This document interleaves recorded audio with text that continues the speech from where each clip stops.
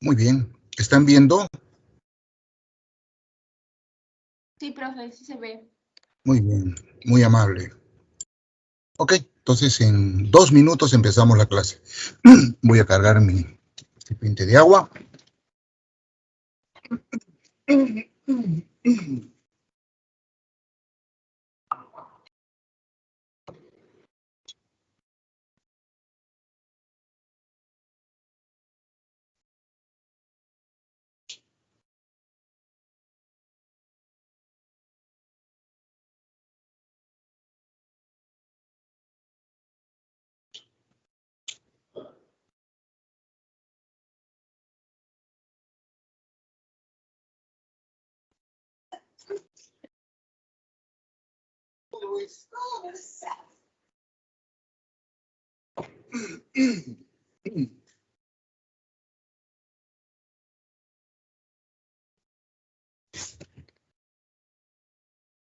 Listo. Ya está en mi reloj 10:04, casi 10:05. Entonces, ¿les parece si iniciamos la clase? ¿Sí, muchachos? Sí, profe. Perfecto. Empezamos entonces, ¿ah? Ok, hoy día toca hablar sobre sistema nervioso y órganos de los sentidos. Los dos trabajan, sinérgicamente. El uno no puede funcionar sin el otro sistema y el otro sin menos con el anterior, ¿no? Los dos se necesitan para cumplir con su función. ¿Cuál es la función de este conjunto de sistemas orgánicos? Ponernos en relación al medio ambiente. Estar preparados para responder a cualquier cambio que se produzca en el ambiente, cualquier estímulo ambiental. Incluso interno también, ¿eh? Cualquier alteración dentro del propio cuerpo del animal es detectado por el sistema nervioso. Estímulos externos y estímulos internos. Este tema está dentro del marco de lo que hemos desarrollado la semana pasada, coordinación química u hormonal. Los dos sistemas funcionan mancomunadamente con el mismo objetivo: mantener la coordinación, la homeostasis del organismo. Los dos, el sistema hormonal o sistema endocrino y el sistema nervioso. Ya hemos visto en la clase pasada cuál es el punto de nexo entre ambos sistemas. El hipotálamo por parte del sistema nervioso y la hipófisis por parte del sistema endocrino. Esos dos órganos, uno del sistema nervioso, otro del sistema endocrino, pues conectan, interrelacionan los dos sistemas para llegar al objetivo: equilibrio, coordinación orgánica. La gran diferencia, como les manifesté en la clase pasada, es que este sistema, este tipo de coordinación, solamente se presenta en los animales. Las plantas no cuentan con sistema nervioso, no han desarrollado este modo, este mecanismo de coordinación. La coordinación nerviosa es exclusivamente animal, solamente está presente en los animales. Y lógicamente ello nos ha dado a los animales una relación con el ambiente muy particular, ¿no? Muy eficiente. Las plantas no tienen la misma respuesta frente a los estímulos del ambiente, como sí lo tenemos los animales. Una de las manifestaciones más claras que nos diferencian es el movimiento, la motilidad, ¿no? Bien, eso para introducirles al tema. Esta semana nos toca hablar sobre la coordinación nerviosa, sobre el sistema nervioso y obviamente sobre los órganos de los sentidos, de los cuales depende el sistema nervioso para cumplir con sus funciones. Entonces entramos al tema. Y lo primero que debo manifestarles, esto es producto de la investigación científica, es que cuando los científicos dedicados al estudio de los seres vivos, vale decir los biólogos, con sus diferentes especialidades, ¿no?, biólogos moleculares, zoólogos, botánicos, farmacéuticos, médicos. Los médicos son biólogos especializados, ¿ah? Son biólogos. Estudian un aspecto de los seres vivos, al ser humano, pero en situación de enfermedad. El que estudia al ser humano desde el punto de vista básico es el antropólogo físico. El antropólogo es el científico. El médico estudia los conocimientos que produce el antropólogo, pero relacionado con las enfermedades. Es un biólogo aplicado, ¿no? Bueno, cuando los biólogos estudian el tema sistema nervioso en la diversidad animal, encuentran esto que está señalado en esta primera diapositiva.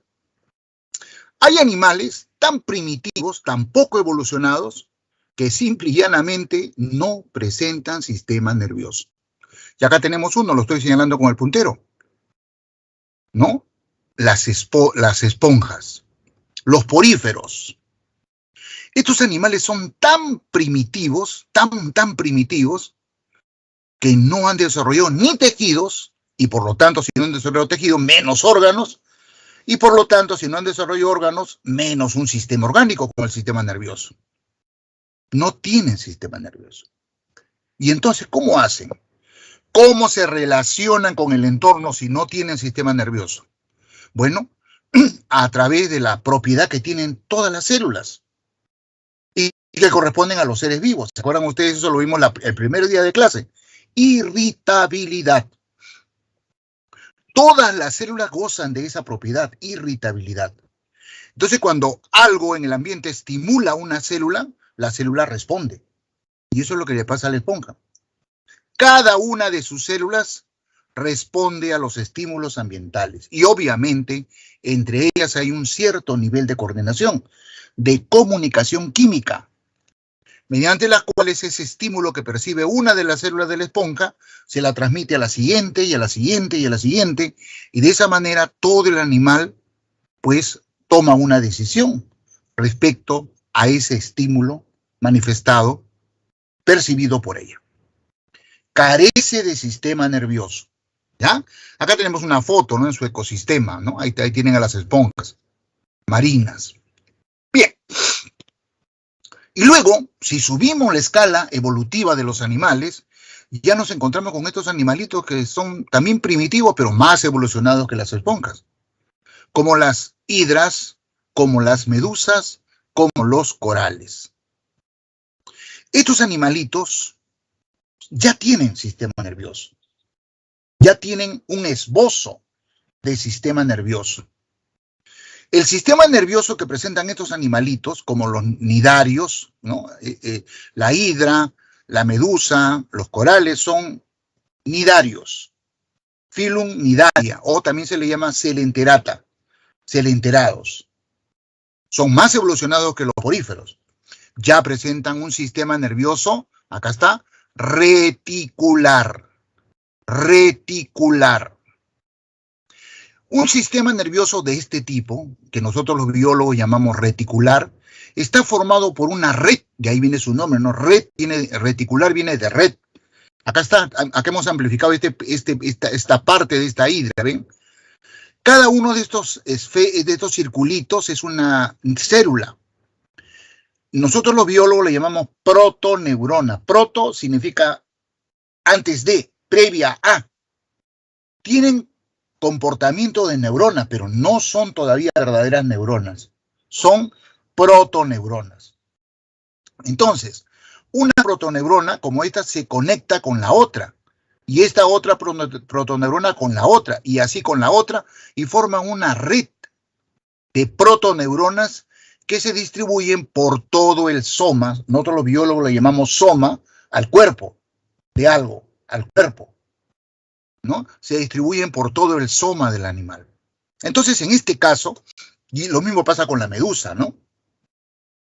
Cuando esta hidra recibe un estímulo en un punto, por ejemplo acá, las protoneuronas que están ubicadas en esta zona captan ese estímulo, lo convierten en impulso nervioso, porque las neuronas tienen esa cualidad.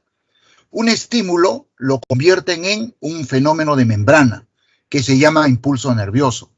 Y lo transmiten a la otra neurona a través de esta red, y estas a la otra, y de esa manera todo el animal toma conocimiento, toma nota, toma conciencia, entre comillas, del estímulo y produce una respuesta adecuada.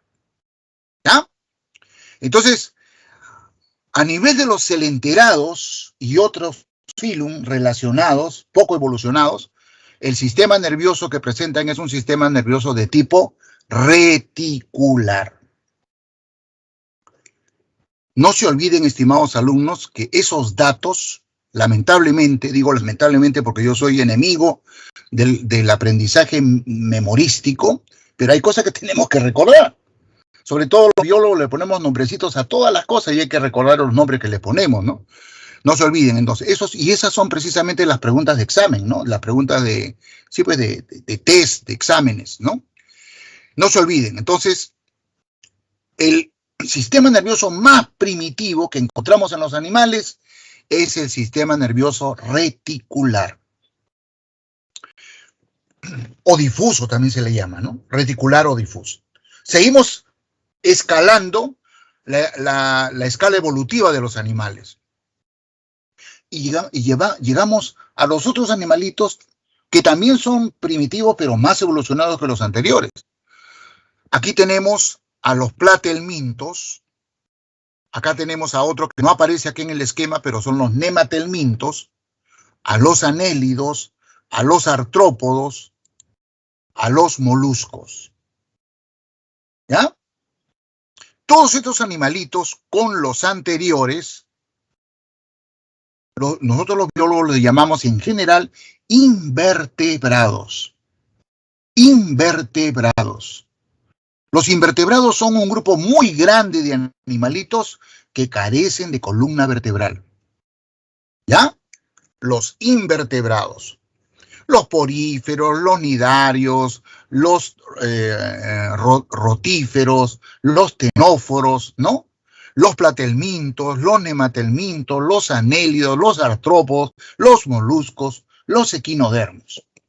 Todos estos animalitos son invertebrados. Bueno, pero los platelmintos son más evolucionados que los celenterados, ¿ya? Han evolucionado mucho más. Y por supuesto también los anélidos, los artrópodos, los moluscos y los equinodermos. Entonces ya en estos invertebrados aparece un sistema nervioso más evolucionado que el reticular. Es el sistema nervioso ganglionar, ¿no? Acá está, ¿ven? Del reticular sigue el ganglionar o segmentado también se llama. El reticular también se llama difuso. ¿Cómo es un sistema nervioso ganglionar? Como el que presenta la planaria, como el que presenta la lombriz de tierra, como el que presentan los chinches, ¿no? Los moluscos, etc. En estos animales ya aparece la neurona. Estos animalitos ya no tienen protoneuronas, ya tienen verdaderas neuronas.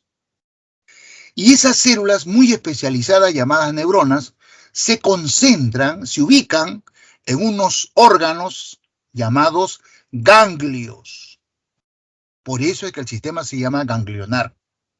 Entonces, todos estos animales, a partir de los platelmintos para arriba, presentan ganglios nerviosos. Ganglios nerviosos. Los ganglios nerviosos agrupan a las neuronas. Y si ustedes recuerdan, la clase de histología, la clase de tejidos animales, las neuronas son células cuyo citoplasma emite evaginaciones, algunas muy chiquitas, muy cortas, llamadas dendritas, y otras muy largas, llamadas axones o ejes neuronales. Entonces, los cuerpos neuronales, o sea, la parte central de la célula, se alojan en los ganglios nerviosos. Y los axones salen de estos ganglios y forman cordones nerviosos. Entonces, por ejemplo, analicemos el sistema nervioso ganglionar de una planaria, que es un ejemplo de platelminto. En las planarias hay dos ganglios ubicados en la cabeza. Noto, por eso le llamamos ganglios cefálicos. Este de acá estoy señalando, este es uno y este es otro. Dos ganglios cefálicos. Aquí en estos ganglios están concentradas los cuerpos de todas las neuronas de este gusano. De estas neuronas salen los axones. Se unen, se cementan, ¿no? Se pegan y forman dos cordones laterales, uno y el otro. Y ramificaciones que conectan el cordón derecho del cordón izquierdo, que son estos de acá. Este, pues, es el sistema nervioso ganglionar de los platelmintos. ¿Ya? En los anélidos, que ya son animales más evolucionados que los platelmintos, mucho más, ¿no? La característica de los anélidos es que el cuerpo está segmentado. Los biólogos a los segmentos le llamamos metámeros. Por lo tanto, el término adecuado, técnico, que usamos los biólogos es: los anélidos tienen el cuerpo metamerizado. Eso significa segmentado. Entonces, los anélidos presentan por cada segmento del animal un par de ganglios nerviosos. Cada segmento del animal hay un par de ganglios. Acá están, ¿ven? Entonces se forma una cadena de ganglios del lado derecho y del lado izquierdo. Cada ganglio está conectado con el otro ganglio a través de estos conductos laterales que nacen desde los platelmintos.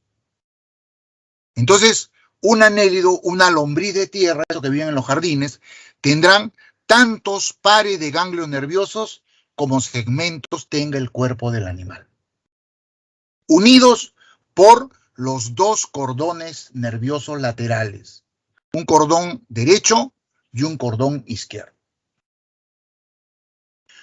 De manera que los anélidos también presentan sistema nervioso ganglionar.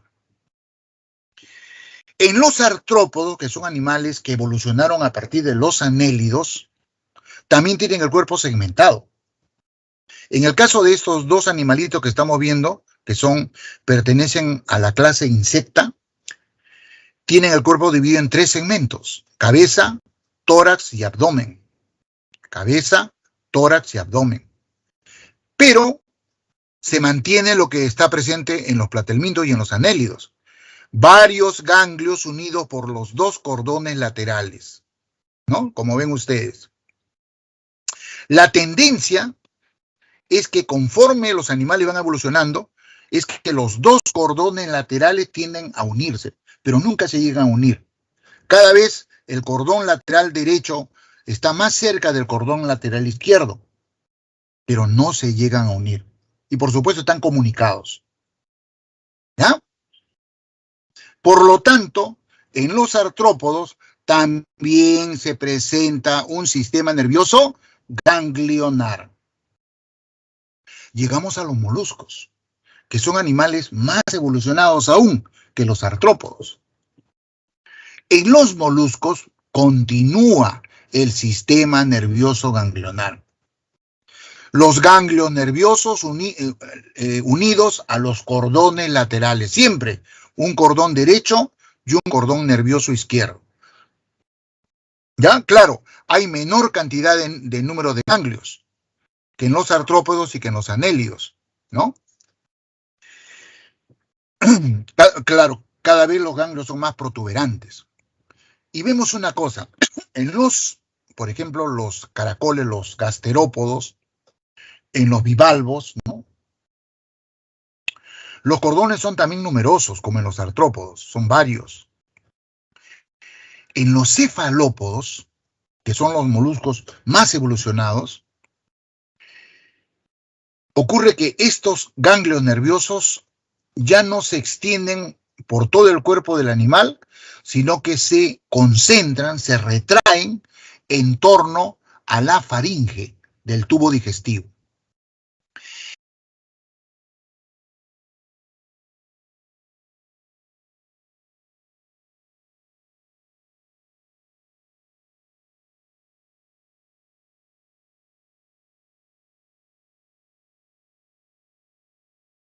Esta concentración de los ganglios en torno a la faringe ha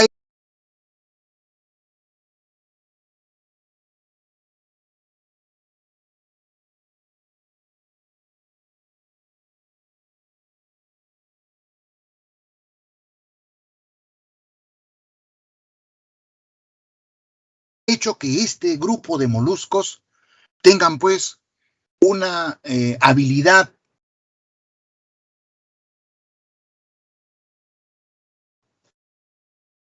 del sistema nervioso superior a cualquier otro invertebrado. Más que los cefalópodos destacan los pulpos. Los pulpos son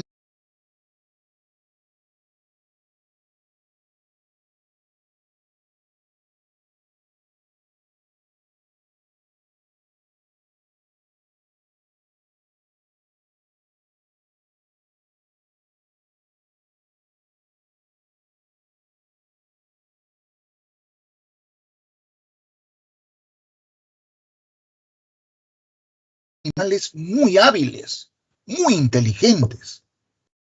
Ustedes saben que nosotros los seres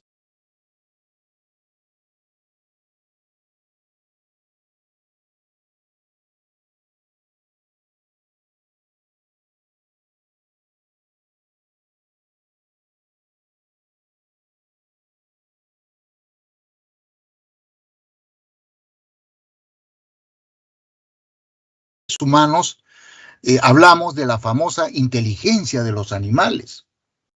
Y hacemos pruebas, test, concursos para medir la inteligencia de los animales. Y hemos hecho un ranking, ¿no? ¿Cuál es el animal más inteligente? ¿Se acuerdan ustedes de eso?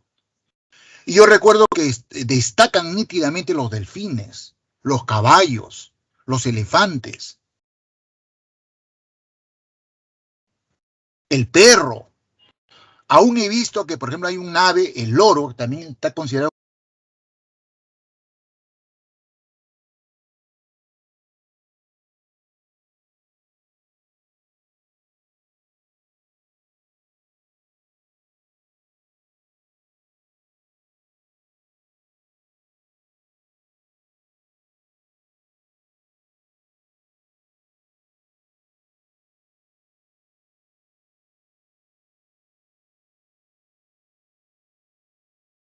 como un animal muy inteligente. Bueno, inteligente en el sentido de cuánto más se parece a un ser humano, a la inteligencia humana, ¿no? Y dentro de este ranking están los pulpos. ¿Saben eso? Que los pulpos están considerados como animales muy inteligentes, pero es el único invertebrado que está ahí en el ranking, ¿ah? Todos los demás son vertebrados. Perro, delfín, caballo, loro. Pero el pulpo es un invertebrado y tiene un nivel de inteligencia superlativo, ¿ah? Ese es uno de los enigmas de la ciencia. Los científicos han estudiado mucho al pulpo para saber por qué un animal que tiene un ciclo vital tan corto, que debe tener un sistema nervioso primitivo, tiene un sistema nervioso ganglionar que le permite responder muy eficientemente. Tal vez algunos postulan que se debe a que los ganglios se han concentrado en torno a la faringe. Ese cambio anatómico de la estructura del sistema nervioso ganglionar de los pulpos explicaría, según algunos autores, el gran desarrollo que tiene este sistema nervioso ganglionar. No ocurre con los caracoles, ¿no? Ni con los artrópodos, que tienen los ganglios distendidos, separados. Pero en todo caso es una hipótesis, es un planteamiento. El hecho es de que los pulpos tienen un sistema nervioso ganglionar y son muy hábiles, muy hábiles. Continuemos. Y llegamos al sistema nervioso más evolucionado, el sistema nervioso encefálico. Retrocedamos al esquema primero que presentamos. Ahí está. ¿Ven? La evolución es así, ¿no? No hay sistema nervioso, sin sistema nervioso los poríferos, con sistema nervioso reticular, los celenterados, los celenterios, con sistema nervioso ganglionar, los invertebrados más evolucionados, y finalmente con sistema nervioso encefálico, los más evolucionados. Los vertebrados. Los vertebrados tenemos este tipo de sistema nervioso encefálico. ¿Y quiénes son los vertebrados? Los animales que presentamos columna vertebral. ¿Quiénes están ahí? Peces, anfibios, reptiles, aves y mamíferos, incluyendo al ser humano. Los vertebrados ya no presentamos sistema nervioso ganglionar. Los vertebrados presentamos sistema nervioso encefálico. Entonces volvamos a la diapositiva que les estaba mostrando, ¿no? Que es este de acá. Pero antes de describir el sistema nervioso encefálico de los vertebrados, acá hay un animalito que está en la parte superior y que se ha zampado, ¿no? No debe estar acá. Este debe estar en la diapositiva anterior. Estamos hablando de un equinodermo. Filum equinodermata. Filum equinodermos. La estrella de mar. Aquí en este filum están la estrella de mar, el sol de mar, el erizo de mar, el pepino de mar, ¿no? Etcétera. Estos son animales, vamos a ver en una clase posterior cuando estudiemos a los animales, muy como sorprendente. ¿Por qué?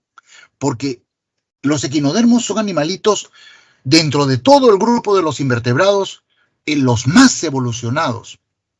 Prácticamente de ellos seguimos nosotros, los vertebrados, o también llamados cordados, los cordados. O sea, prácticamente en los equinodermos terminan los invertebrados. El siguiente escalón somos los cordados, dentro de los cuales están los vertebrados. Y hay una característica, los animales invertebrados más primitivos tienen una simetría que se llama radial, como las esponjas. Simetría radial significa que si tú cortas a este animal por un plano, las dos partes son simétricas. Si lo cortas por otro plano, las dos partes siguen siendo simétricas. Si lo cortas por otro plano distinto, las dos partes que quedan siguen siendo simétricas. Esto se presenta en los poríferos, en las hidras, en las medusas, en los corales, ¿no? Todos estos animalitos tienen simetría radial. En cambio, a partir de los platelmintos, la simetría ya no es radial. A partir de los platelmintos, la simetría es bilateral. Es decir, si tú una planaria la cortas por este plano longitudinal, el lado derecho es simétrico al lado izquierdo. Pero si lo cortas en el otro plano perpendicular al anterior, el lado dorsal no es simétrico al lado ventral. Ya no son simétricos. Y lo mismo le pasa a cualquier gusano, cualquier otro animal. Nosotros también. Nuestra simetría no es radial, es bilateral. Entonces, el axioma es, los animales que presentan simetría radial son menos evolucionados que los animales que presentan simetría bilateral. Y acá viene el tema, pues por eso les estoy reflexionando en eso. Los equinodermos tienen simetría radial. Entonces la pregunta es, ¿y por qué? Si son animales muy evolucionados, deberían tener simetría bilateral y presentan simetría radial. Entonces viene la pregunta, ¿por qué? Bueno, no hay respuesta. Simplemente porque así se ha dado, ¿no? La evolución es un fenómeno muy caprichoso. Tiene un montón de todavía enigmas que no hemos llegado a resolver totalmente en algunos puntos. Lo cierto del caso es que este filum, que agrupa animales bastante evolucionados, no tiene simetría bilateral, sino simetría radial. Y por lo tanto, el sistema nervioso, que también es ganglionar, ha adoptado esa simetría. Es decir, en una estrella de mar o cualquier otro equinodermo, los ganglios nerviosos están ubicados en este anillo perisofágico. O sea, forma un anillo en torno al esófago.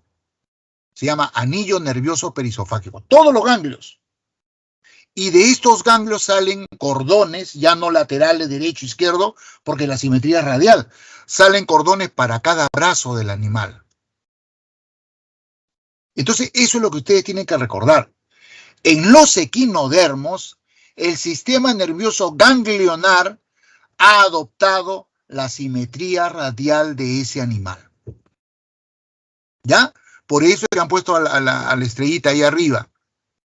Y ya con ella sí, habiendo descrito el sistema nervioso ganglionar de los equinodermos, listo. Cerramos esta página y ahora sí subimos a estudiar el sistema nervioso encefálico o dorsal.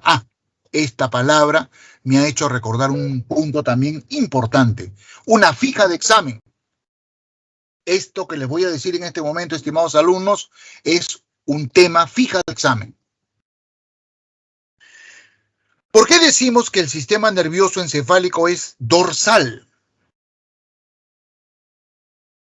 Por lo siguiente. Todos los animales que tienen sistema nervioso ganglionar, la posición de los ganglios y de los cordones nerviosos es ventral. Ventral. Está ubicado en la zona ventral del animal. A ver, bueno, como la planaria no tiene ay, me he olvidado el nombre, celoma, es un acelomado, no tiene volumen, por eso que es un gusano plano. Difícil manifestarles, ¿no? Difícil manifestarles. Comencemos desde acá. Si ustedes hacen una disección de un anélido, van a ver que estos ganglios y este cordón nervioso está debajo del tubo digestivo. Debajo. O sea, la boca, la faringe, el esófago, el estómago, los intestinos están encima del cordón nervioso, de los ganglios y los cordones nerviosos. Lo mismo si hacen una disección de un insecto. El cordón nervioso con los ganglios están debajo del tubo digestivo, en posición ventral. Lo mismo en un molusco o en cualquier otro invertebrado que tiene sistema nervioso ganglionar. Conclusión. La posición del sistema nervioso ganglionar es ventral. En cambio, el sistema nervioso encefálico, en todos los animales que lo presentan, peces, anfibios, reptiles, aves y mamíferos, es de posición dorsal. Está en la parte de arriba, dorsal. ¿Ven ustedes en este sapito? ¿No? El sistema nervioso central, el encéfalo y la médula están en el dorso del animal. Si ustedes analizan un ave, igualito, el sistema nervioso está en el dorso del animal. Si nos analizamos nosotros los seres humanos, nuestra médula espinal está en el dorso, en la espalda. Eso es pregunta de examen, alumnos. El sistema nervioso encefálico es de posición dorsal. El sistema nervioso ganglionar es de posición ventral. ¿Queda claro? Un comprendido, estimados alumnos, denme una señal de que me están atendiendo. Sí, profe, queda claro. Perfecto. Hasta acá, claro, ¿no? ¿Me están entendiendo? No solamente esto último del sistema dorsal y ventral, sistema nervioso dorsal y ventral, sino todo, ¿no? No se olviden, cualquier duda, cualquier contradicción con algo que ustedes sepan y que yo les estoy diciendo algo contrario, me interrumpen nomás con toda confianza. Profe, por favor, una pregunta, una aclaración. Yo entendía esto y usted está diciendo esto. Acláreme. Listo. Un sistema nervioso encefálico, a diferencia del sistema nervioso ganglionar, presenta dos zonas, dos partes claramente diferenciadas. ¿Cuáles son estas dos partes que presenta el sistema nervioso encefálico? Esta parte de acá, vamos a usar la ranita, ¿ya? Esta parte de acá. Todos estos órganos que estoy señalando con el puntero constituyen el encéfalo. Y este cordón que va por todo el dorso del animal se llama médula espinal. Los órganos del encéfalo, o sea, todo el encéfalo más la médula espinal, constituyen lo que los biólogos llamamos sistema nervioso central. Sistema nervioso central. En los órganos del sistema nervioso central, o sea, del encéfalo y de la médula, se concentran la mayoría de las neuronas del vertebrado. No digo todas, porque hay algunas neuronas que se ubican, la minoría, fuera del sistema nervioso central, pero son una minoría mínima. Podría hablar en términos porcentuales. El 99% de las neuronas se concentran en el sistema nervioso central. Y el 1% restante, o menos tal vez, se ubican en ganglios nerviosos. O sea que los vertebrados todavía guardamos un poquito de ganglios nerviosos, como estos animales que nos antecedieron. No hemos eliminado completamente los ganglios nerviosos. Ojo, no confundir ganglio nervioso con ganglio linfático, que es otra cosa. ¿Se acuerdan que hablamos la clase anterior de los ganglios linfáticos? No, de eso no estamos hablando ahora. Ahora estamos hablando de ganglios nerviosos. ¿Ya? Y como ustedes muy bien saben, de las neuronas emergen los axones. Entonces, de las neuronas que están en el encéfalo y de las neuronas que están en la médula, salen muchos axones. Esos axones se unen unos con otros, se cementan con tejido conectivo, o sea, se pegan, ¿no? Se cementan y forman los famosos nervios. Nervios, ¿ya? Los nervios que salen del encéfalo, los biólogos le llamamos nervios craneales. Y los nervios que salen de la médula, le llamamos nervios espinales. Esa red de nervios craneales y de nervios espinales, que están representados por esto de acá, se extienden por todo el cuerpo del animal. Y esa red de nervios constituyen lo que los biólogos llamamos sistema nervioso periférico. Sistema nervioso periférico. En conclusión, el sistema nervioso encefálico está formado por dos partes, dos componentes. El sistema nervioso central y el sistema nervioso periférico. En este esquema que está en la parte inferior se ve el sistema nervioso central. El sistema nervioso central está formado por este rectángulo amarillo, incluye a todo el encéfalo. Todos estos órganos forman el llamado encéfalo. Acá está el nombre, ¿no? Encéfalo. El cerebro, el mesencéfalo, el diencéfalo, el puente de Barolio, el bulbo raquídeo y el cerebelo, todos estos órganos forman esa parte del sistema nervioso central llamado encéfalo, que está protegido por una caja de huesos, la caja craneana. Pues estos órganos son tan importantes para la viabilidad del animal que tienen que estar protegidos, porque cualquier roce, daño, golpe a cualquiera de estos órganos va a alterar la vida del animal o del ser humano. Por eso es que están protegidos por una caja ósea, la caja craneana. El último órgano del encéfalo, que es el bulbo raquídeo, es el que conecta el encéfalo con la médula, que es este tubito de acá, ¿no? La médula. Y la médula es también un órgano tan delicado como el encéfalo. Por eso es que también está protegido por cajas de huesos. ¿Cómo se llaman los huesos que protegen a la médula? Vértebras. Las vértebras. ¿Ya? Ese canal óseo que se llama columna vertebral protege a la médula. Entonces, del encéfalo salen nervios, de la médula salen nervios, y esa red de nervios forman el sistema nervioso periférico. Creo que está claro, ¿no? Les queda clarísimo las diferencias entre un sistema nervioso reticular, un sistema nervioso ganglionar y un sistema nervioso encefálico.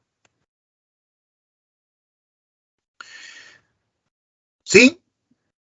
¿Estoy en lo correcto?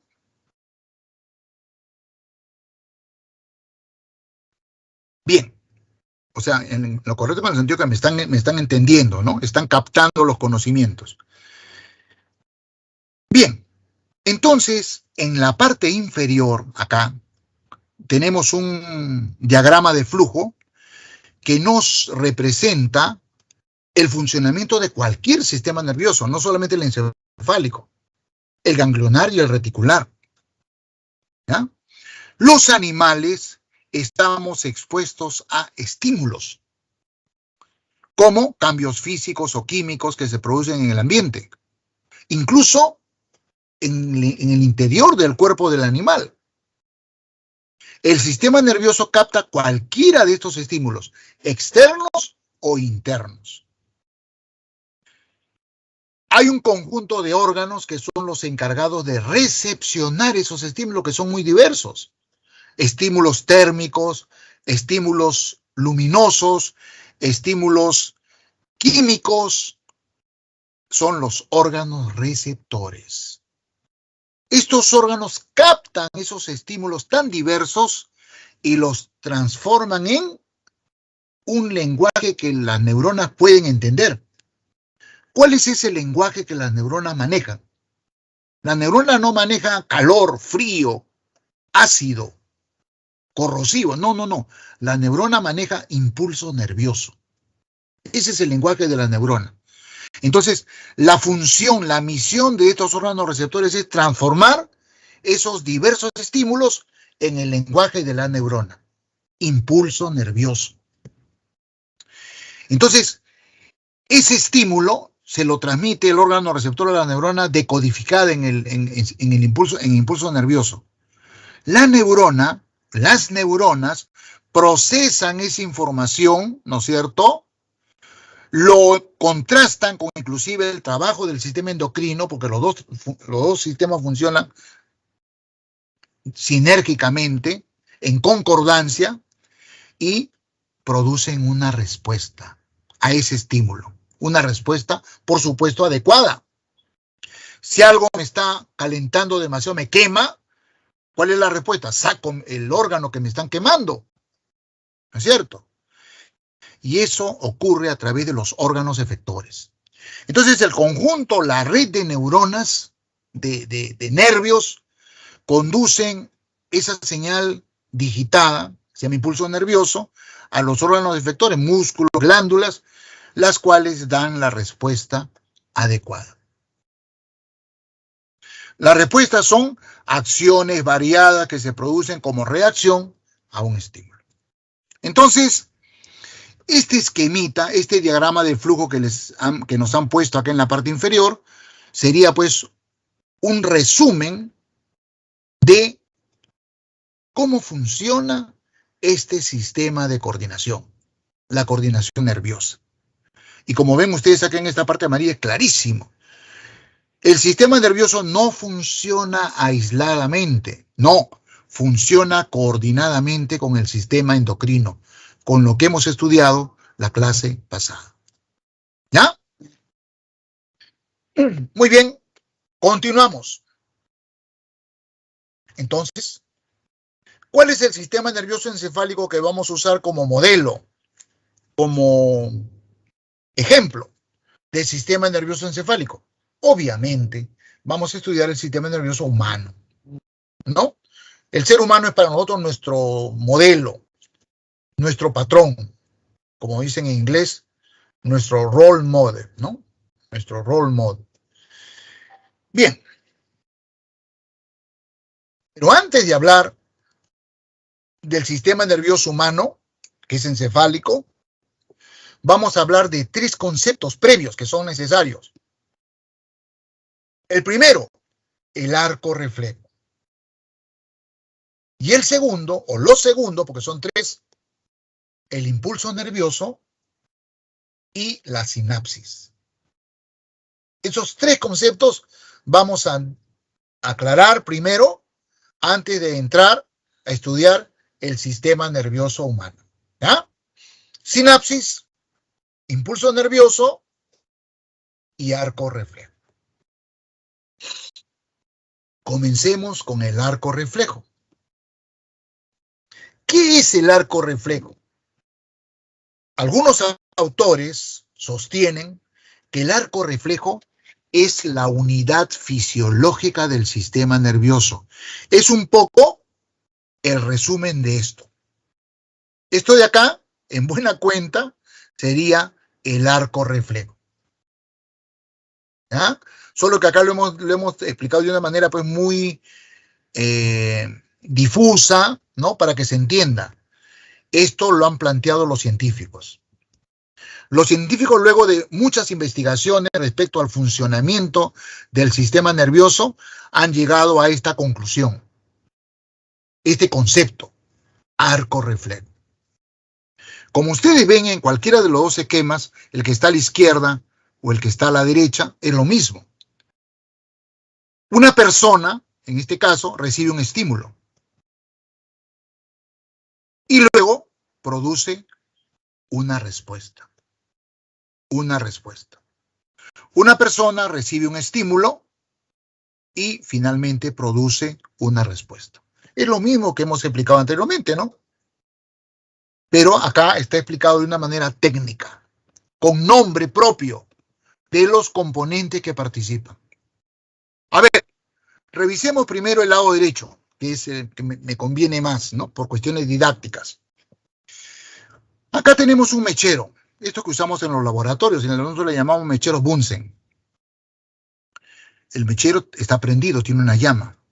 Esta persona, de manera, obviamente no tiene que ser intencional, o de manera accidental, probablemente está viendo para otro lado, mueve su brazo de manera que su mano se pone en la llama.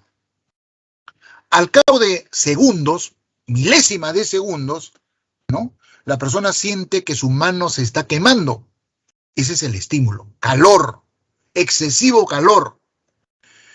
Hay un órgano receptor acá en la piel. Hay un receptor sensorial, un termorreceptor.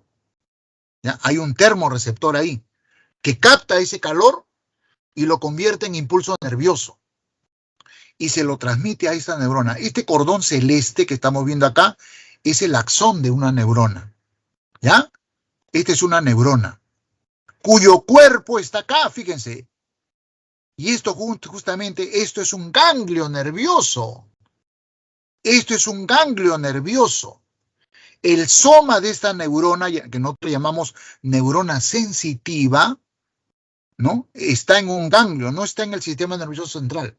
Bueno, esta neurona produce un impulso nervioso que viaja veloz, viaja y llega a la médula espinal. Ese impulso nervioso se lo transmite a otra neurona que está dentro de la médula espinal. Se llama neurona de conexión o neurona intercalar, o también podemos decirle interneurona. Esta neurona, a diferencia que la neurona sensitiva, su soma está dentro de la médula espinal. Bueno, esto es lo que vamos a ver a continuación. ¿Cómo es que esta neurona sensitiva pasa el impulso nervioso a la neurona intercalar? Por un fenómeno que vamos a ver a continuación que se llama sinapsis. Entonces, por esta sinapsis, el impulso nervioso de la neurona sensitiva pasa a la neurona de conexión, o neurona intercalar, o interneurona. Dado la gravedad del asunto, porque este señor se está quemando la mano, la interneurona o neurona de conexión produce una respuesta inmediata que lo transmite a otra neurona a través de otra sinapsis. Esta neurona se llama neurona motora. Su cuerpo también está dentro de la médula espinal. La neurona motora convierte o transmite ese impulso nervioso rapidísimo hacia los músculos. ¿Y qué hace el músculo? Se contrae y la persona retira la mano. Ya no se sigue quemando. A todo este recorrido, desde la percepción del estímulo hasta la producción de la respuesta, le llamamos arco reflejo. ¿De acuerdo? Todo ese proceso que comienza con la percepción de un estímulo y la producción de una respuesta, le llamamos arco reflejo. Entonces, si a ustedes les preguntan cuáles son los componentes del arco reflejo, ustedes responderán lo siguiente: órgano receptor, neurona sensitiva, neurona de conexión, neurona motora y órgano efector. Esos son los componentes del arco reflejo. Unidad fisiológica o unidad funcional del sistema nervioso. Algunos autores de algunos libros lo llaman de otra manera. A ver, para que compatibilicen ya los nombres. Receptor sensorial, primer componente. Conducto aferente. Es el sinónimo que le dan algunos autores a la neurona sensitiva. El conducto aferente es la neurona que lleva el impulso hacia la médula. Conducto aferente. Tal vez lo escribo. Lo escribo porque a algunos alumnos a veces les gusta que uno escriba.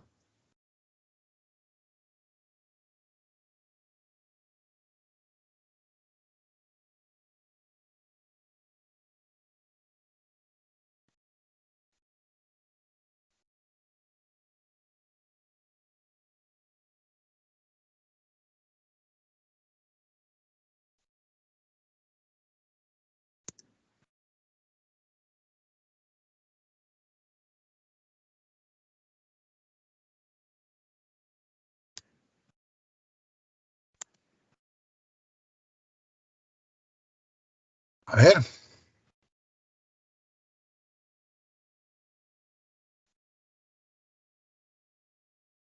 No puedo trasladar esto. Así, ahí está. Acá. Creo que ahí está mejor. Listo. ¿Ya? Entonces, algunos autores nominan todo este circuito de esa manera. Receptor sensorial, conducto aferente, neurona de conexión, conducto eferente y órgano efector.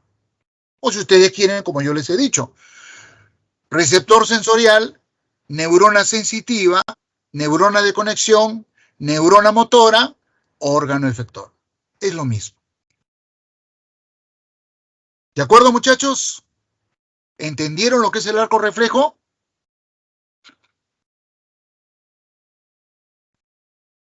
Bien.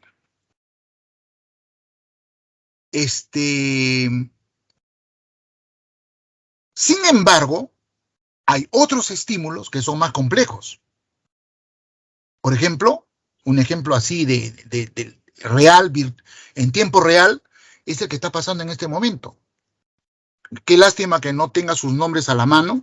Uno de ustedes, cualquiera. Estoy viendo la foto de una de mis alumnas.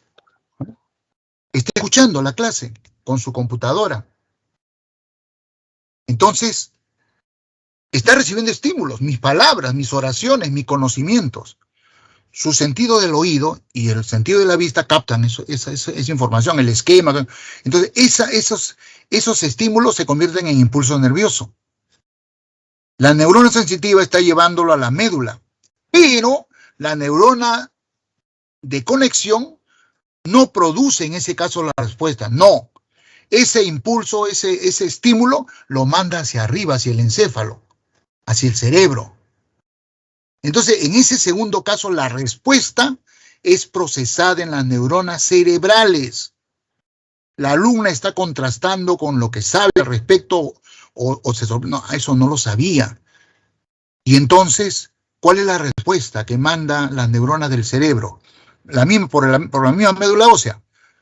Manda la respuesta a la neurona motora va hacia los órganos efectores. ¿Y cuál es la actitud que toma la alumna? Más atención. Agudiza su sentido auditivo para seguir escuchando.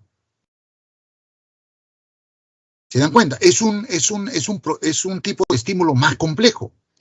Entonces, ya sea que el estímulo sea tan simple, tan inmediato, tan urgente, que la propia médula espinal produce la respuesta, o que el estímulo sea complejo y que la médula espinal decide mandar el impulso nervioso hacia arriba, hacia el encéfalo, para procesarlo más. De cualquiera de las dos maneras, estamos hablando del arco reflejo. Solo que, en este caso específico, esto que está manifestándose en este ejemplo, sería, voy a escribirlo acá abajo. Esto se llama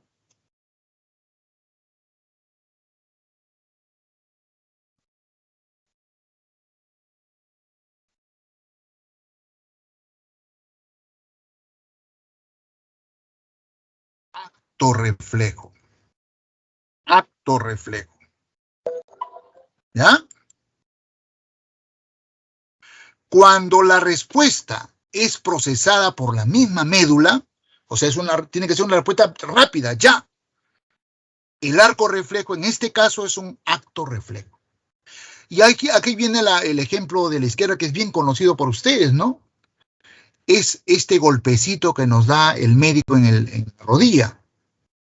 Cuando el médico nos practica un golpecito en la rodilla, acá la neurona sensitiva, los receptores sensoriales captan el golpe, lo convierten en impulso nervioso, el impulso viaja y directamente transmite el impulso a la neurona motora. Y la neurona motora hace que la pierna patee. Esto también es un acto reflejo. Pero el acto reflejo o el proceso otro que va más elaborado, que va hacia el encéfalo, en cualquiera de los dos casos se llama arco reflejo. Listo. Entonces veamos ahora lo que estamos hablando. ¿Qué cosa es esto que corre por la neurona? El impulso nervioso. El impulso nervioso es un fenómeno de membrana celular que ocurre en las neuronas. En la neurona, cuando se le estimula de alguna manera alguna de las partes de su membrana, que es bien extensa, ¿no? Cada parte de la neurona, de la dendrita, del soma, del telodendrón, del axón, es la membrana de la neurona. Cuando se estimula la neurona en alguna parte, acá está el estímulo, la membrana de la neurona en reposo, cuando no está estimulada, está cargada positivamente hacia afuera. Esto se debe a que se acumulan ahí en el entorno de la membrana de la neurona iones sodio. Los iones sodio están concentrados, acumulados acá, y el sodio tiene carga positiva. Y el lado correspondiente hacia adentro, el citoplasma de la neurona, está cargado negativamente, por la presencia de proteínas que tienen carga neta negativa, que se concentran en esta zona periplásmica se llama, y le dan esa carga negativa. Pero cuando a esta membrana se le estimula de alguna manera, ¿no? Hay muchas maneras de estimularla. Se abren los canales de sodio y de potasio, el sodio entra se suma al potasio que está acá adentro, eso hace que acá adentro, que era negativo, se torne positivo. Y al desaparecer el sodio afuera, siendo positivo, se vuelve negativo. O sea, se invierte la polaridad. ¿Ven? Toda esta zona se pone negativo afuera, positivo adentro. Pero eso dura milésimas de segundo. Y esa despolarización de la membrana de la neurona se va extendiendo, ¿no? Avanza a este lado derecho.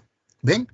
Ahora el lado derecho tiene carga negativa afuera, carga positiva adentro. Y el lado izquierdo, que se estimuló primero, se restituye. Carga positiva afuera, carga negativa adentro. Esta traslación de esta despolarización es lo que es realmente lo que llamamos impulso nervioso. Entonces, cuando decimos que se transmite impulso nervioso por esta neurona, lo que está transmitiéndose es esa despolarización de la membrana del axón. ¿Ya? Eso es el impulso nervioso. Bien, claro, yo se los estoy explicando de una manera súper general. Esto, químicamente, fisiológicamente, molecularmente, es mucho, mucho más complejo. ¿Ya? Pero la idea es esa. Finalmente, ¿cómo es que este impulso nervioso pasa de una célula, de una neurona, a otra neurona? ¿Cómo? Eso se da a través de una estructura que se llama sinapsis. ¿Qué es la sinapsis? El punto de encuentro entre una neurona y otra neurona. Por ejemplo, en este caso, esta estructura de esta neurona de la izquierda se llama telodendrón. Y esta estructura de esta neurona de acá se llama dendrita. Entonces, las ramificaciones del telodendrón contactan con las ramificaciones de la dendrita de esta neurona. Este punto de contacto está amplificado acá. ¿Ya? Esto que ocurre acá se ve amplificado acá. Esto es una sinapsis. Y observen que no hay un contacto íntimo. O sea, la membrana de la neurona presináptica no se une físicamente con la membrana de la neurona postsináptica. No, no. Hay un espacio, queda una distancia entre la membrana presináptica y la membrana postsináptica. Este espacio se ha medido inclusive usando microscopía electrónica. Se ha calculado que tiene una distancia de 200 angstroms. 200 angstroms. Y a ese espacio le llamamos espacio intersináptico, o algunos autores también le llaman hendidura con H. Hendidura sináptica. En el bulbo del telodendrón de la neurona presináptica hay un montón de vesículas. ¿Ya? Vesículas. O sea, vacuolas. Cada vesícula tiene una sustancia química diferente de la otra. Estas son sustancias químicas orgánicas, ¿eh? Muy variadas. Los biólogos le llamamos a estas sustancias neurotransmisores. Acá está el nombre, ¿no? Neurotransmisores. Cada vesícula tiene un neurotransmisor diferente. La neurobiología, que es la rama de la biología que estudia esto del sistema nervioso, ha identificado en la actualidad algo así como 46, 45 neurotransmisores diferentes, ¿no? Pero ellos, los científicos, intuyen que deben haber muchos más. Postulan que deben haber como 200 neurotransmisores diferentes. No los hemos identificado a todos. Bueno, dentro de los más conocidos están la acetilcolina, el metildopa, la bradicidina, la serotonina, etcétera, etcétera, etcétera, ¿no? Tienen nombres, son moléculas químicas, ¿eh?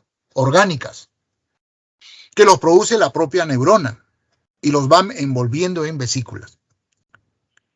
Bien, cuando el impulso nervioso, esta despolarización, llega a esta parte de la neurona, llega acá, todas estas vesículas se pegan contra la membrana. Se pegan, toditas. ¿Y qué hacen? Cada vesícula vacía su contenido, su neurotransmisor, al espacio intersináptico. Eso se está viendo acá, ¿no? En este esquema, fíjense. Cuando el impulso llega, todas las vesículas se pegan y sueltan su contenido, los neurotransmisores. En la membrana postsináptica, en esta membrana de la otra neurona, están estas moléculas, esto de acá, esto verde. ¿Qué cosa es cada uno de estos verdes que están acá? Receptores, receptores de estos neurotransmisores. O sea, cada neurotransmisor tiene su receptor específico en la neurona postsináptica, en la membrana de la neurona postsináptica. Así, si este neuroreceptor que estoy señalando acá es acetilcolina, acá en la neurona postsináptica, en la membrana, habrá un receptor para acetilcolina. Si este receptor neurotransmisor de acá es el metildopa, habrá un receptor específico para metildopa. ¿Ya? Cada neurotransmisor tiene su receptor específico en la membrana postsináptica. Cuando todos los neurotransmisores se han unido a sus receptores específicos en la membrana postsináptica, en esta membrana se origina el impulso nervioso. Y empieza a viajar por esta membrana, por la neurona postsináptica. En conclusión, la sinapsis es una estructura del sistema nervioso que permite que el impulso nervioso de una neurona se genere en la siguiente neurona. Es de esta manera como un estímulo puede ser transmitido, convertido en impulso nervioso y transmitido a todo el sistema nervioso para que se produzca la respuesta correspondiente. Gracias a estos tres fenómenos: arco reflejo, impulso nervioso y sinapsis nerviosa. Bien, entendido esos tres conceptos y habiendo hablado previamente sobre los diferentes tipos de sistemas nerviosos que encontramos en los animales, podemos hablar ya con mayor detalle del sistema nervioso humano. Nuestro sistema nervioso es encefálico, obviamente, porque somos vertebrados. Todos los vertebrados ya no tenemos sistema nervioso ganglionar. Nuestro sistema nervioso es encefálico. Es decir, está formado por un sistema nervioso central y por un sistema nervioso periférico. El sistema nervioso central está formado por los dos componentes, el encéfalo y la médula espinal, de los cuales salen del encéfalo los nervios craneales y de la médula los nervios espinales, los cuales forman una intrincada red de nervios distribuidos por todo el cuerpo de la persona, que forman dos sistemas nerviosos periféricos, el somático y el visceral, o autónomo también se le llama. Sistema nervioso somático y sistema nervioso autónomo o visceral. Este sistema nervioso somático va a la piel y al músculo esquelético. Y el sistema nervioso autónomo o visceral, como su nombre lo indica, va a las vísceras, a los órganos. Y ustedes saben que los órganos presentan musculatura lisa, ¿no? O, en el caso del corazón, tejido muscular estriado cardíaco. Y también este sistema nervioso va a las glándulas. Este sistema nervioso autónomo o visceral, a su vez, tiene dos funciones diferentes. Por un lado, cuando se comporta como sistema simpático, estimula funciones en el animal o en el ser humano.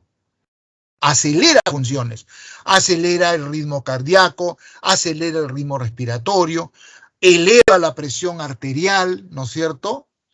Eleva la secreción de las glándulas sudoríparas, etc. Y el otro, cuando se comporta como el otro sistema, funciona al contrario. Y disminuye el ritmo cardíaco, disminuye el ritmo respiratorio, disminuye la secreción de las glándulas sudoríparas, etc. Hace exactamente lo contrario.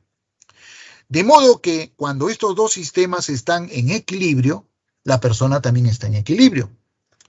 Si en una persona predomina el sistema simpático sobre el sistema parasimpático, la persona está alterada, está estimulada, superestimulada. Y cuando en una persona predomina el sistema parasimpático sobre el sistema simpático, la persona está relajada. Esta es, pues, un esquema general del sistema nervioso humano. Dos partes: sistema nervioso central y sistema nervioso periférico. Hablemos respecto de la embriología del sistema nervioso central. Esto también lo conocemos, voy a escribirlo.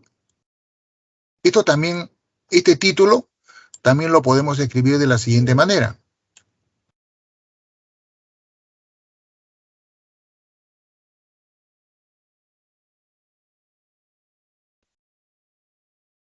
Ontología, ¿ya? Con ese nombre también nosotros conocemos a este tema. Desarrollo embriológico del sistema nervioso central. Ontología. Ontogenia. Yo creo que lo he escrito mal, ¿eh? Sí, está mal. Esto es incorrecto.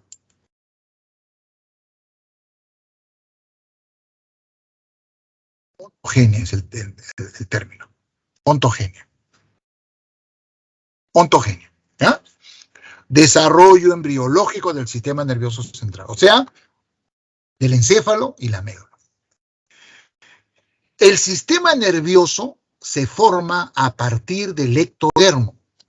Hay un estadio del desarrollo embriológico de los animales que se llama gástrula.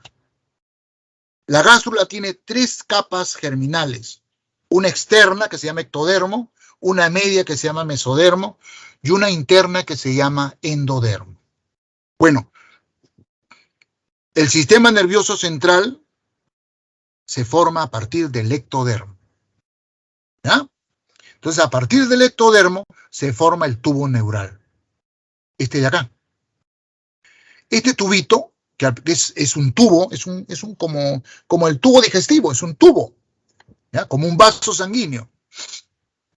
En la medida en que el animal va desarrollando embriológicamente, ese tubito se dilata en la parte anterior, ¿no? Se dilata.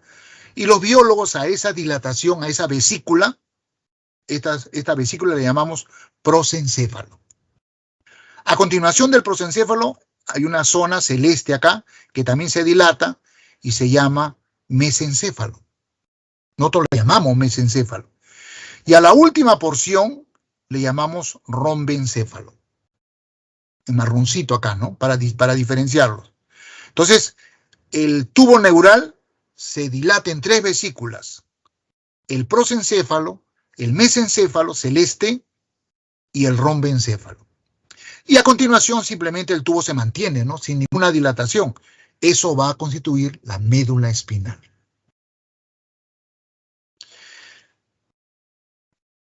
Conforme continúa evolucionando el desarrollo embriológico, o sea, la ontogenia, a partir del prosencéfalo se van a formar 2 vesículas secundarias.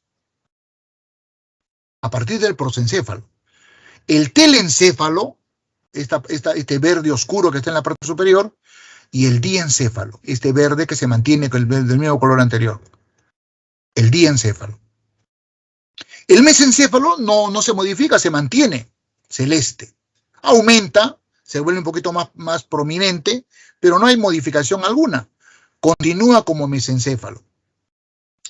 Y el rombencéfalo sí se transforma en el metencéfalo y el mielencéfalo. Este ya es un embrión más evolucionado. Y ya en las últimas etapas del desarrollo del sistema nervioso de este embrión, a partir del telencéfalo se van a formar los dos hemisferios cerebrales.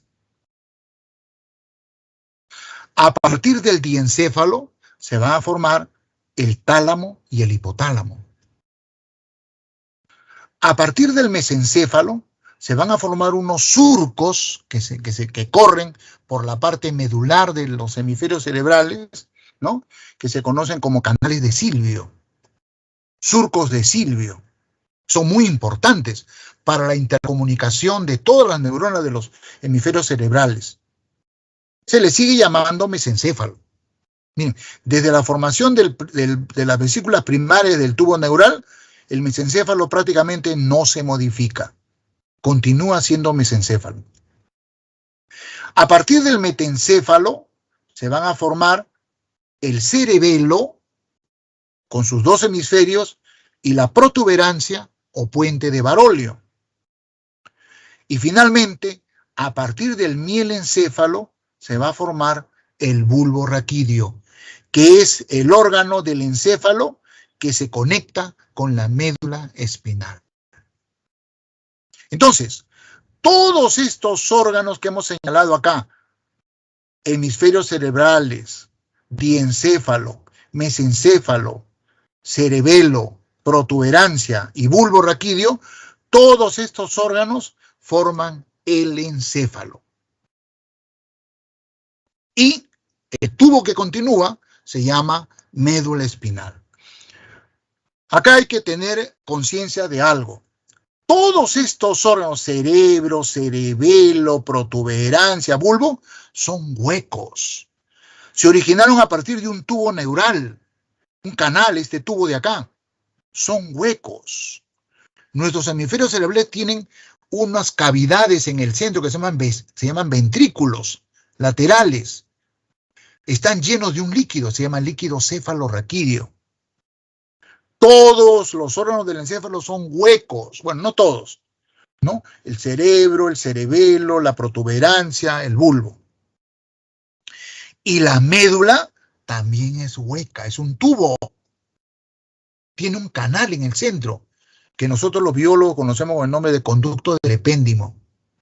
Entonces, todo el sistema nervioso central es un tubo modificado, transformado en todos estos órganos del encéfalo y la médula espinal.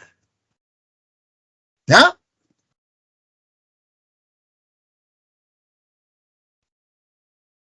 Entonces, no me queda mucho tiempo, hablaremos de cada uno de estos órganos. Todos los tenemos acá, ¿no? Miren, vean ustedes, ya en un esquema de la cara de una persona, ¿no? Los hemisferios cerebrales, el plexo coroideo, la glándula pineal, esto ya lo hemos visto en la clase pasada, ¿no? El hipotálamo, la hipófisis, esta glándula del sistema endocrino, ¿no? Acá está el puente de Barolio, la protuberancia, y acá está el bulbo raquídeo, y lo que sigue es la médula espinal, ¿no? Y acá está el cerebelo, en la parte postero inferior, en la parte de la nuca. Este es un esquema que nos muestra de manera geográfica la ubicación de cada una de las partes. Bueno, comenzaremos hablando del cerebro, pues, que es el órgano definitivamente más importante. La mayoría de las neuronas están ubicadas en este órgano llamado cerebro. Pero antes de eso,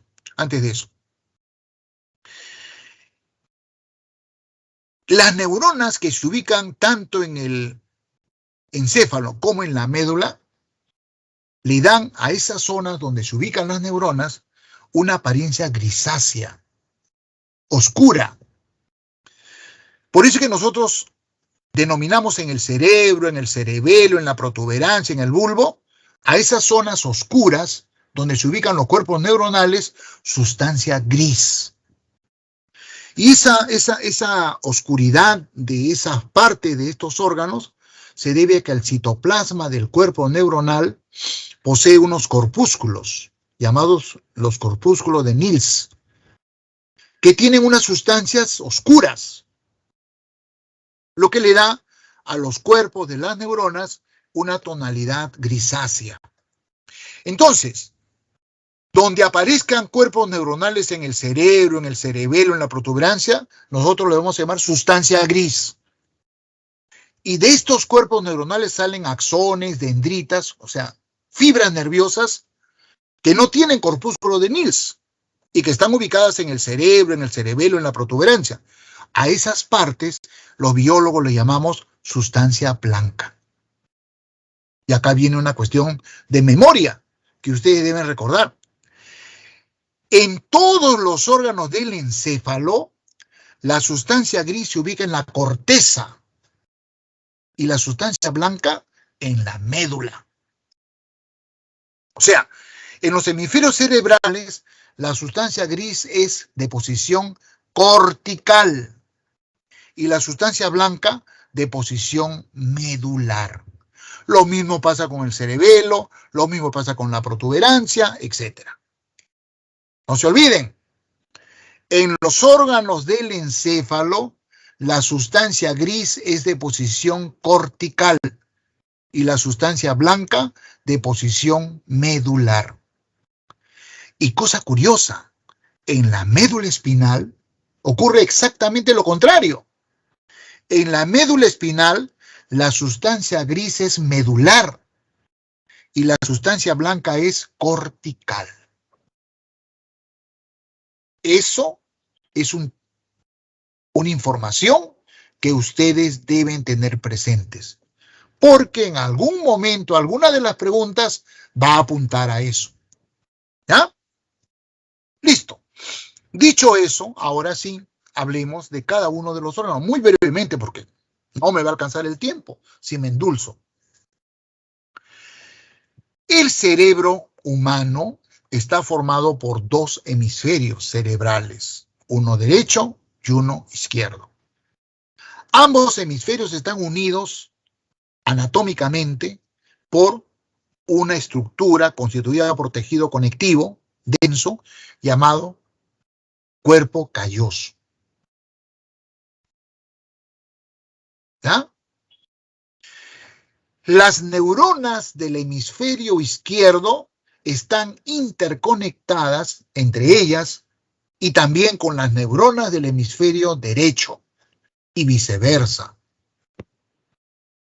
a través del cuerpo calloso. Acá creo que hay un esquema que a continuación, acá está. Acá está.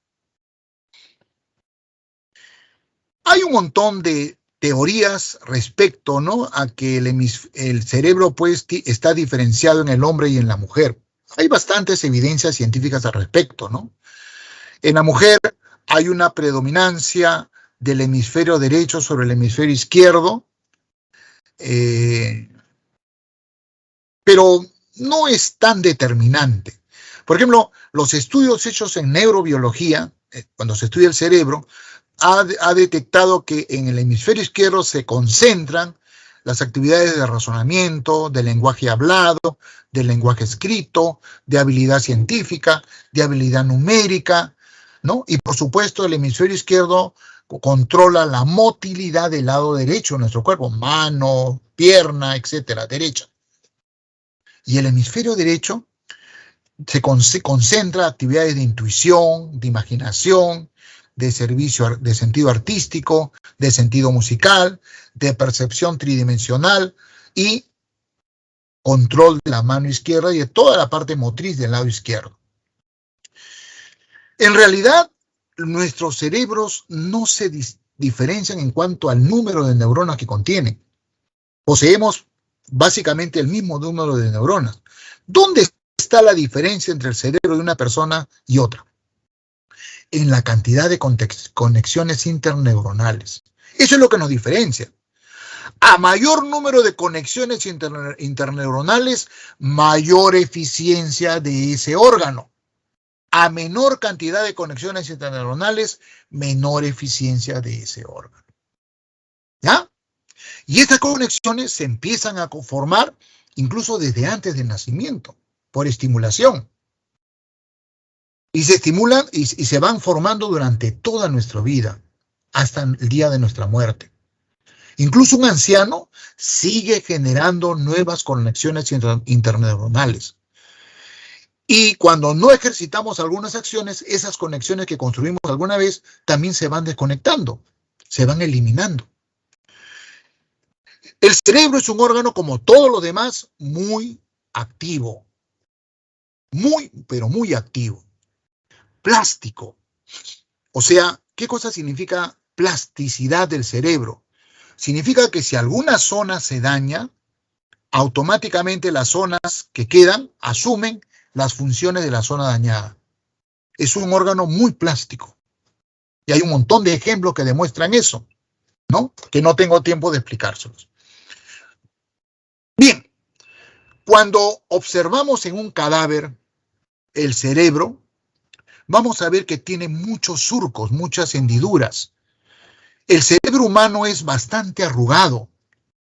Si ponemos en una mesa el cerebro de un ser humano, el cerebro de un perro, el cerebro de una oveja, de una vaca, de un caballo, vamos a ver que el cerebro humano es mucho más arrugado, tiene muchas más hendiduras, mucho más surcos que el de los otros mamíferos. ¿Ya? Eso es un indicador de mayor nivel evolutivo del cerebro. Pero de todos esos surcos y hendiduras que tiene cada hemisferio cerebral, hay 3 hendiduras que marcan la división didáctica del cerebro en 4 lóbulos. ¿Cuáles son estas 3 hendiduras? Ahí está su nombre, ¿no? Esta que está acá en la parte superior, la cisura de Rolando. Esta que está acá en la parte inferior, la cisura de Silvio. Y esta que se llama la cisura parieto-occipital. Estas 3 cisuras, las más prominentes, hacen que cada hemisferio cerebral quede dividido en el lóbulo frontal, lóbulo parietal, lóbulo temporal y lóbulo occipital. También la neurobiología, ¡ay carambas! La neurobiología ha detectado funciones específicas, ¿no? En cada uno de los lóbulos. Así, en este lóbulo frontal que acá está pintado de color celeste para reconocerlo, en el labio de la frente, están se concentran actividades de planificación, de coordinación, de control y ejecución de las conductas, ¿no? Se relaciona con el control de los impulsos, el juicio, la producción del lenguaje, la memoria funcional, funciones motoras, comportamiento sexual, socialización y espontaneidad. Los adultos, nuestras emociones, nuestra conducta, la manejamos con este lóbulo. Cuando somos niños, bebés, hasta la adolescencia, el lóbulo frontal no controla estas funciones, la controla la amígdala cerebral. Así como lo hacen los animales son intuitivos. Un gato, un perro, por muy domesticado que esté, si tú te acercas cuando está comiendo, te empieza a reclamar, ¿no es cierto? Bueno, un bebé también, cuando tiene frío, tiene hambre, llora, grita, le da pataleta, hasta la adolescencia. La madurez llega cuando vamos transfiriendo el control de esas emociones de la amígdala cerebral al lóbulo frontal. Hay personas que no evolucionan y, a pesar de ser adultas, no manejan sus emociones con el lóbulo frontal. Todavía eso lo hace la amígdala cerebral. No controlan sus emociones, ¿no? Aquí se maneja pues eso que está de moda ahora y llamamos inteligencia emocional. El lóbulo parietal es sensitivo, ¿ya? Acá en el lóbulo parietal se maneja toda la información sensorial. Todas nuestras sensaciones las percibimos acá. Se concentran en el lóbulo parietal. El lóbulo temporal, ahí se ubica la memoria, ¿no? El recuerdo de palabras, nombre de objetos, ¿no? Ya. Ok. Y en el lóbulo occipital está concentrado la visión. Miren cómo hemos destinado un lóbulo cerebral para un órgano tan importante en el ser humano, la visión. En todos los primates, en realidad, nuestra visión es muy evolucionada, es a colores y es con noción de fondo, ¿no? Estereoscópica se le llama, estéreo. Tenemos una sensación de fondo. Eso no se presenta en otros animales, ¿ah? Donde el lóbulo occipital no está tan desarrollado, pero tienen mayor sentido del olfato, por ejemplo. Nosotros hemos perdido eso. para darle mayor espacio al lóbulo occipital.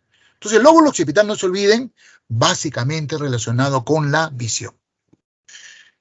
Y bueno, no tengo tiempo para hablar más, ¿no? Ya me va venciendo el tiempo. Y hablemos de los otros órganos, del cerebelo. Nuestro cerebelo tiene también dos hemisferios, llamados hemisferios cerebelosos. Este órgano tiene que ver con funciones que también son sumamente importantes, ¿no? No hay órgano que tenga función menos importante que la otra. ¿Qué funciones controla nuestro cerebelo? Nuestro equilibrio. El hecho de que tengamos posición bípeda y no perdamos el equilibrio se debe al cerebelo. ¿Ya? Una persona que tiene alteraciones del cerebelo en este sentido sufre de una disfunción llamada ataxia. La ataxia es esta borrachez, ese mareo que nos da, ¿no?, cuando perdemos el equilibrio. También el cerebelo coordina nuestros movimientos. El hecho que ustedes puedan llevar el dedo, cualquiera de los dedos, dedo índice, a la boca, ¿no?, con una precisión exacta, milimétrica, no fallan, ¿no? Llevan el dedo a la boca. Incluso cierren los ojos y lo van a seguir llevando a la boca sin equivocarse. Eso es función cerebelosa. La coordinación de nuestros movimientos está gobernado por el cerebelo. Una persona que tenga alteraciones en esta función cerebelosa sufre pues de una alteración que se llama dismetría cerebelosa, dismetría. Esta persona, por ejemplo, que sufre de dismetría cerebelosa,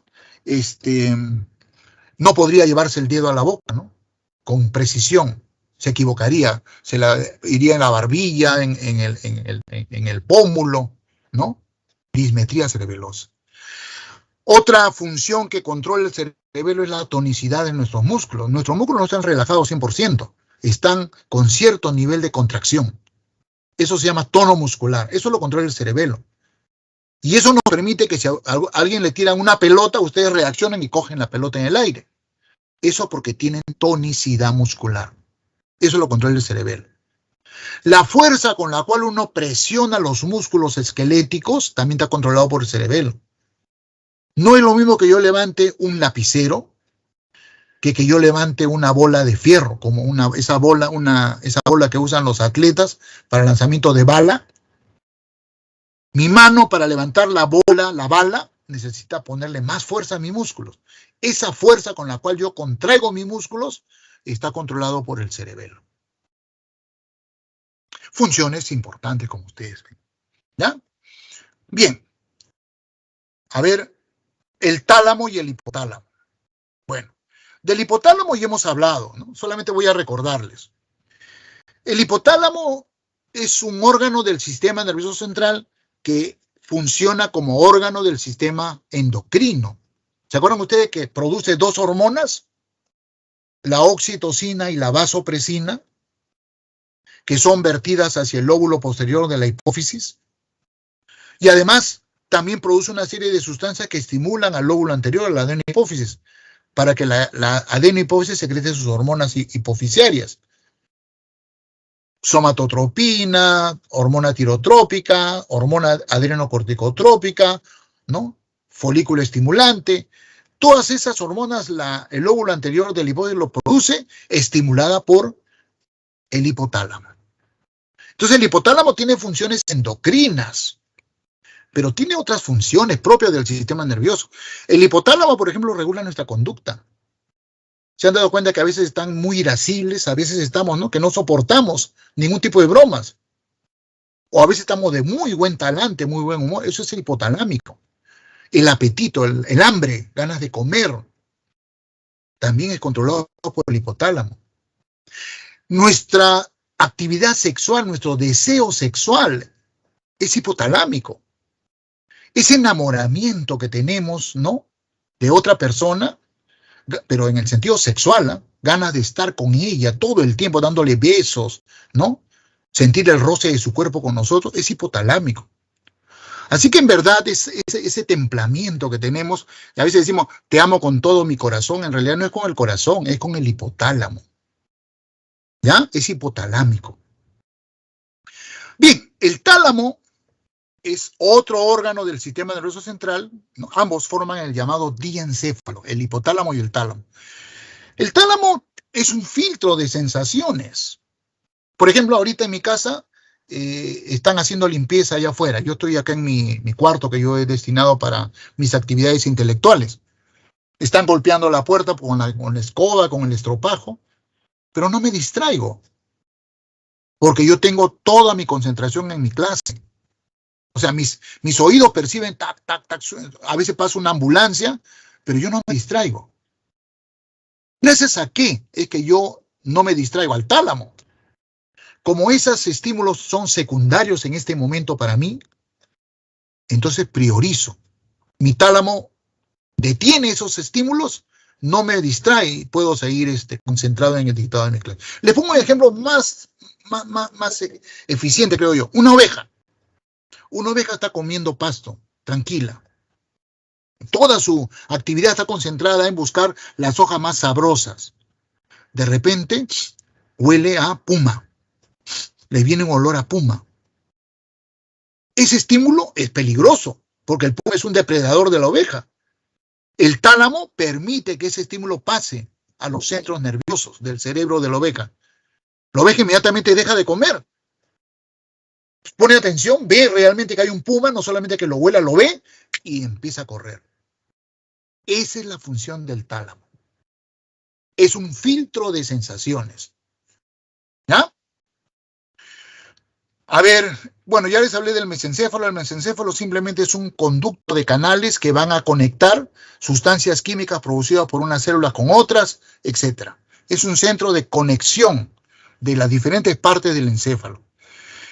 Bueno, y finalmente, ya me gana el tiempo, el puente de Barolio, o también llamado protuberancia, y el bulbo raquídeo, estos dos órganos, controlan funciones básicas, vitalísimas. Por ejemplo, el ritmo del corazón. Nuestro corazón bombea sangre a un ritmo determinado. Eso está controlado por el puente de Barolio y el bulbo raquídeo. El ritmo respiratorio, ustedes no se preocupan por eso. Ustedes están jugando, pensando, ¿no? Escribiendo, y su respiración mantiene un ritmo. Eso lo controla el puente de Barolio y el bulbo raquídeo. Automáticamente. Cuando ustedes tragan saliva, agua o alimento, eso tampoco ustedes lo están controlando conscientemente. El puente de Barolio y el bulbo raquídeo, cuando ustedes tragan saliva o agua, levantan la laringe y lo tapan con la epiglotis para que ese alimento no llegue a la vía respiratoria. Se podrían ahogar y hasta asfixiar ustedes si ocurriera eso. Eso está controlado por estos dos órganos. Sumamente importante, por supuesto, ¿no? Bueno, y la médula espinal, que simplemente es un órgano de pasaje, ¿no? Es el centro de los actos reflejos, ¿recuerdan? Y es el órgano que envía los impulsos nerviosos hacia el encéfalo para un mayor nivel de procesamiento. ¿Ya? Y acá está el esquema que les decía. Esta H oscura es la sustancia gris. Entonces, en la médula, la sustancia gris es medular. Y esto blanco que lo rodea es la sustancia blanca. Y vean, acá, en el centro de la sustancia gris hay un conducto, hay un hueco, hay un canal. El conducto del epéndimo.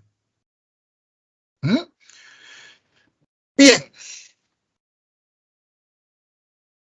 Y finalmente, para terminar con el sistema nervioso humano, hablemos del sistema nervioso periférico. Ya hemos mencionado, los nervios que salen del encéfalo le llamamos nervios craneales. Y en la especie humana son 12 pares, salen por parejas, ¿no? Uno al lado izquierdo y uno al lado derecho. Hemisferio izquierdo y hemisferio derecho. Par 1, 2, 3, 4, hasta el 12 romanos. ¿Ya?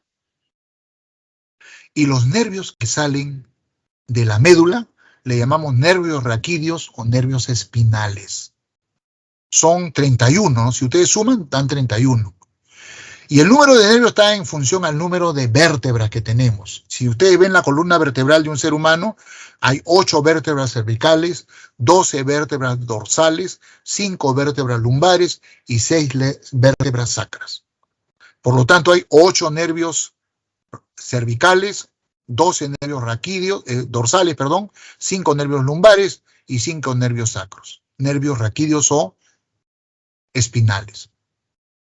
A estos no les hemos puesto nombre porque son demasiados, pero a los craneales sí, ¿no? El 1 es el nervio olfatorio, el 2 es el nervio óptico, el 3 es el nervio motor, etcétera, etcétera, etcétera. Eso sí, hay algunos que son solamente sensitivos, otros son solamente motores y otros son mixtos, sensitivos y motores. Eso es obligatorio aprendérselos, ¿ah? Tiene que aprenderse el nombre de todos, pero por lo menos quiénes son solamente sensitivos, quiénes son motores y quiénes son mixtos. Bueno, sensitivo, yo tenía una estrategia mnemotécnica para recordarlo cuando era estudiante, recuerdo, cuando llevé anatomía humana. Yo me acuerdo, 128, ¿por qué? Porque 128 era el número de la casa de mi padre, donde yo crecí. Así, cuando me decía, ¿cuáles son los nervios craneales sensitivos? 128, 1, 2 y 8. ¿Ya? Tiene que buscar alguna ayuda, así, ¿no? Que lo relacione con algo muy familiar para ustedes y recordarlo. 128, 1, 2 y 8. Nervios puramente sensitivos. ¿Cuáles son los motores? Y también me acordaba, 3, 4, 6. Porque ese era el número de la dirección de mi primera enamorada, en la época que estaba recontra enamorado yo. Así que eso no podía olvidarme. 3, 4, 6. Y mis notas de colegio, 11 y 12. Un poco en broma, ¿no? 3, 4, 6, 11, 12, nervios puramente motores. ¿Y quiénes son los mitos? Los que me quedan, los que no he citado anteriormente, 5, 7, 9 y 10. ¿Ya? Todos estos nervios forman, pues, el sistema nervioso periférico. El sistema nervioso periférico. ¿Ya? El somático, que va a músculo, estriado y glándula, sí, pues, ¿no? Y piel, y el autónomo o visceral, que se divide en simpático y parasimpático.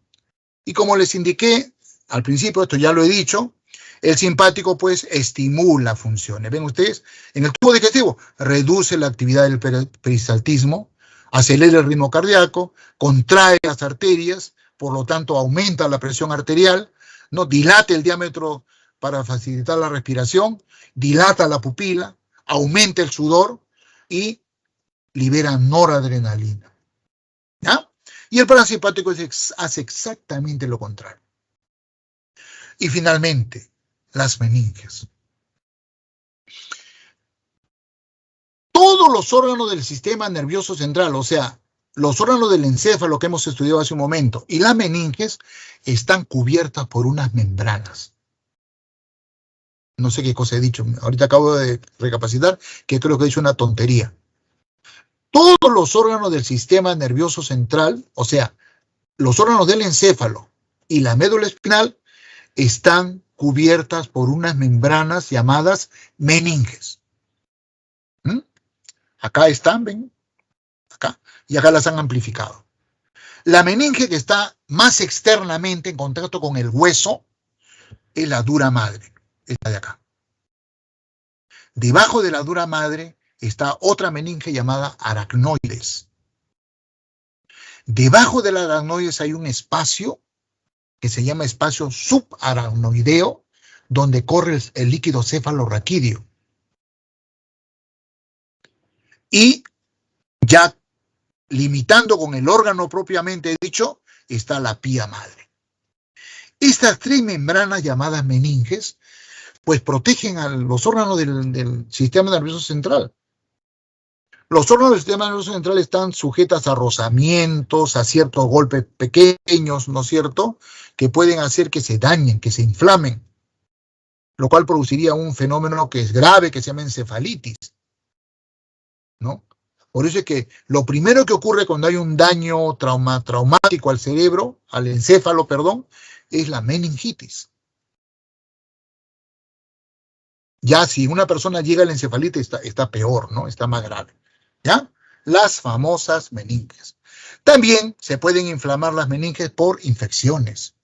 Infección por virus, infección por bacterias, ¿no? O algunas otras reacciones de tipo inmunológico. Listo. Me quedan 5 minutitos para terminar con los órganos de los sentidos. Todo este sistema de órganos del sistema nervioso no podrían cumplir con su tarea si no van ligados a los órganos de los sentidos. ¿Y cuáles son nuestros órganos de los sentidos? El tacto, el olfato, el gusto, el oído y la vista. 5 órganos.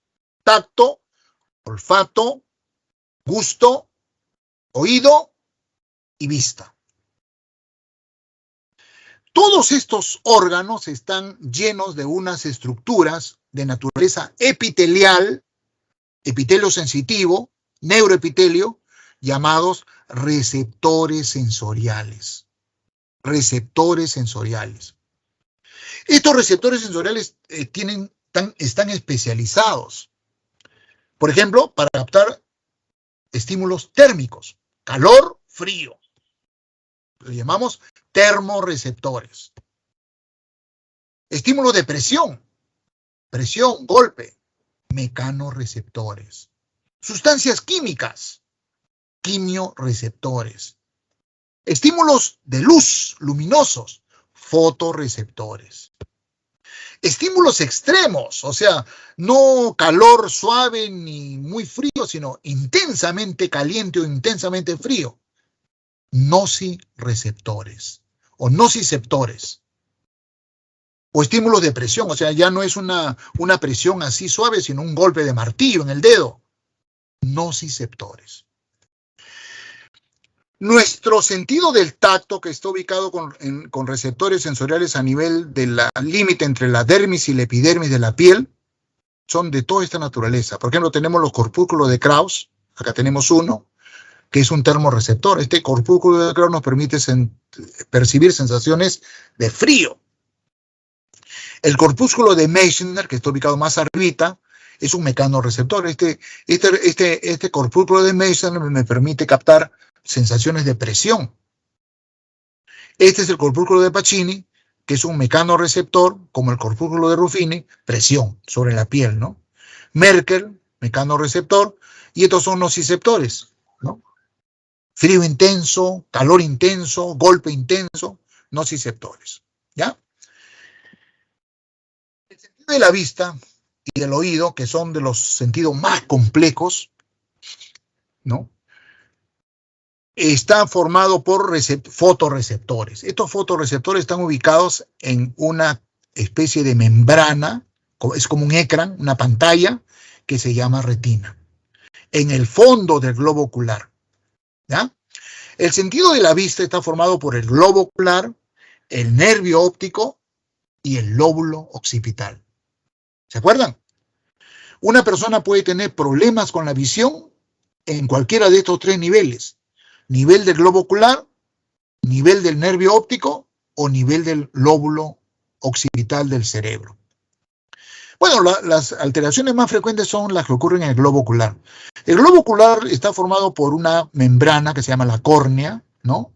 Detrás de la cola hay un fluido que se llama humor acuoso, porque es muy claro. Hay una abertura que se llama pupila, detrás de la cual se ubica el lente o cristalino. Este lente está unido a músculos que cuando se contraen estiran el lente y cuando se relajan engrosan el lente. Este engrosamiento, dilatamiento o adelgazamiento del lente permite la formación del enfoque en la retina.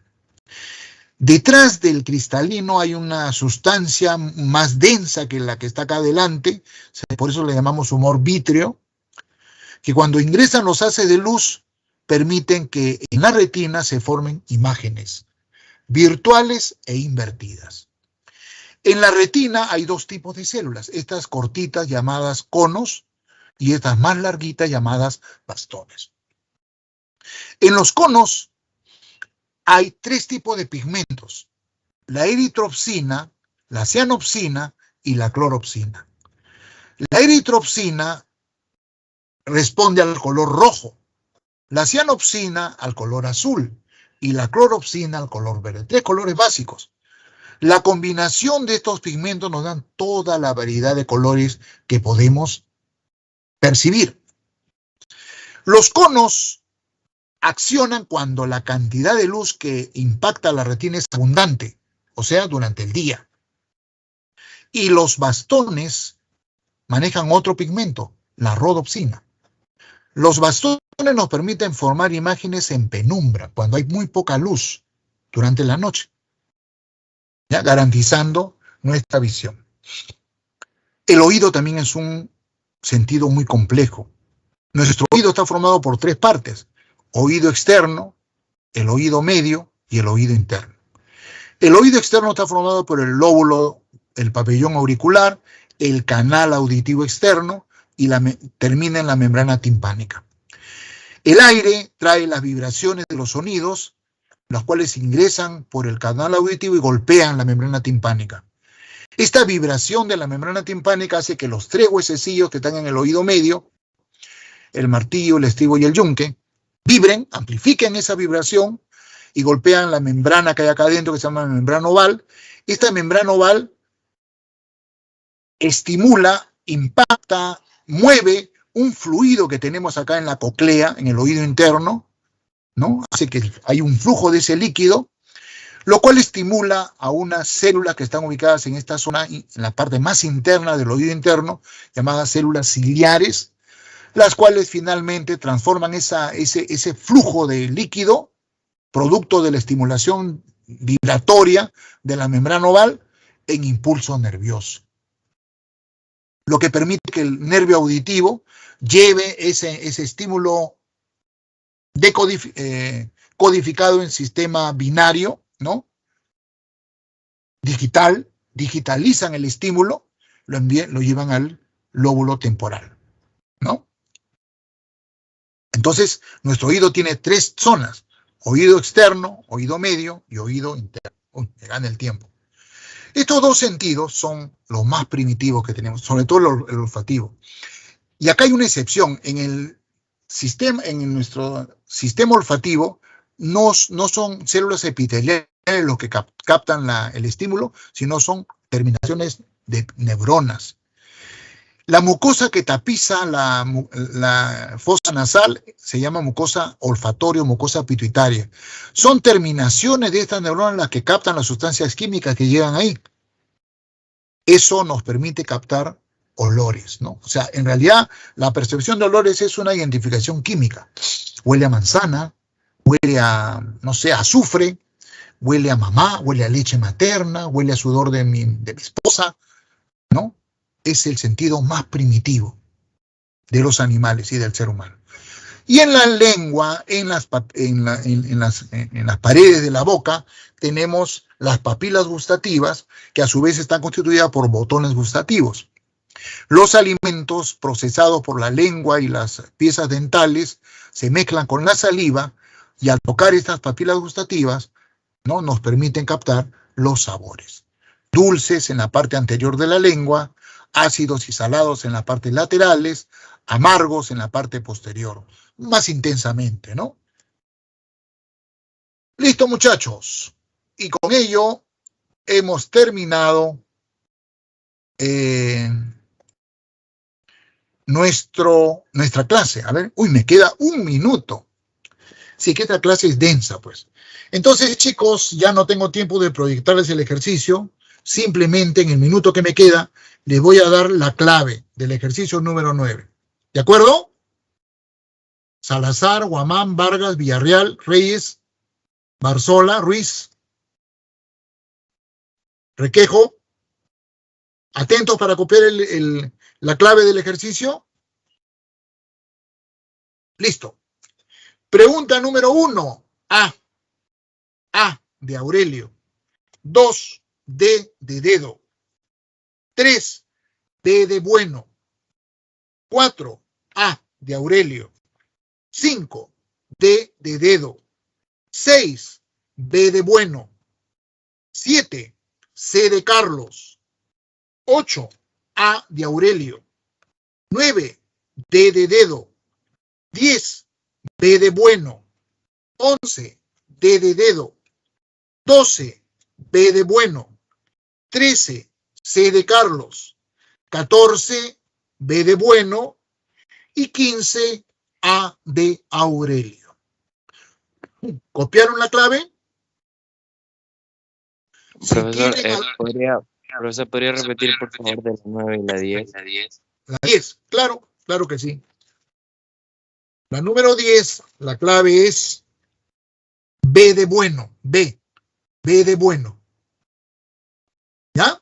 Gracias, profesor. Y de la Si 9, de la 9 es D de dedo. D de Gracias. dedo.